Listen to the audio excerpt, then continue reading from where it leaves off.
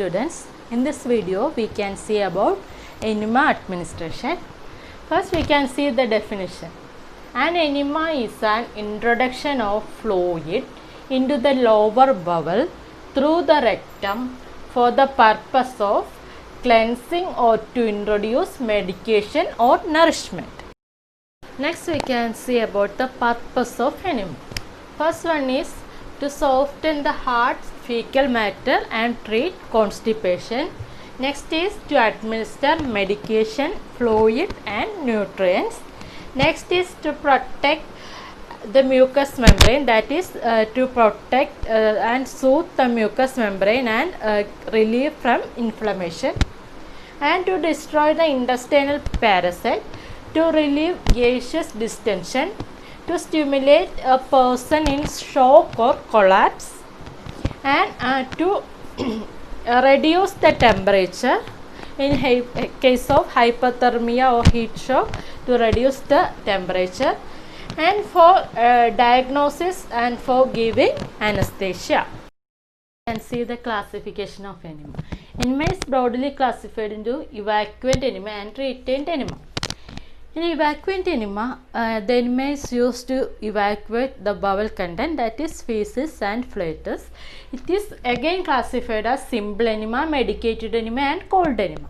That is, evacuant enema is again classified into simple enema, medicated enema and cold enema. Simple enema. The simple enema is used to clean the bowel, that is prior to any surgery or prior to any investigation. For cleansing purpose of the bowel, simple enema is used. Example is soap and water enema.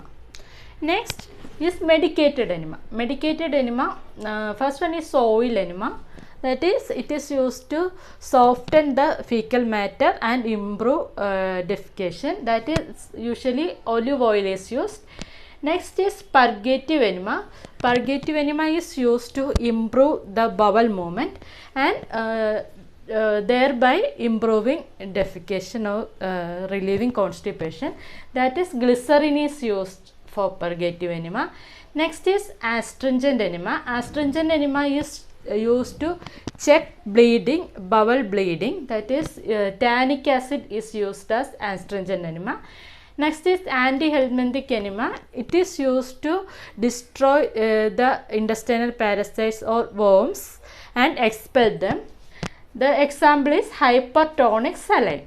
For antihelminthic enema, the example is hypertonic saline.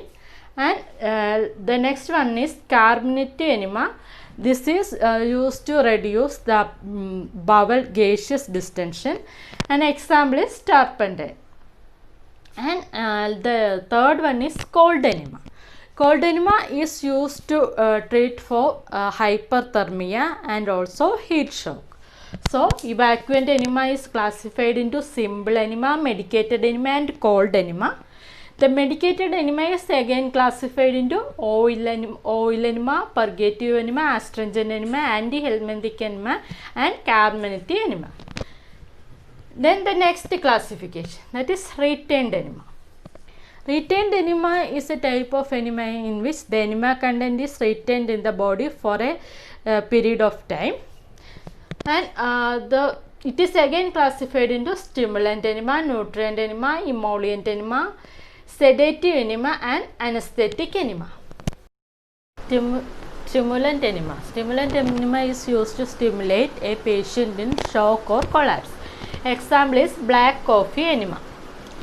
Next is nutrient enema. Nutrient enema is used to provide nutrients for a person. That is, example is normal saline or glucose.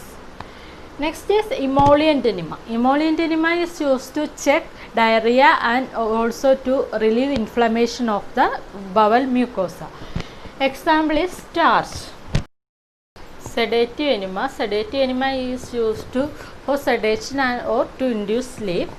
Example is paraldehyde and potassium bromide. Next is anesthetic enema. Anesthetic enema is used for anesthetic purpose. An example is abortin.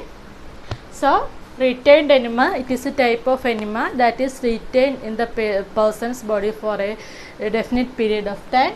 it is classified into stimulant enema, nutrient enema, emollient enema, sedative enema and anesthetic enema. The classes related to enema will be continuing in the next video. Thank you for listening.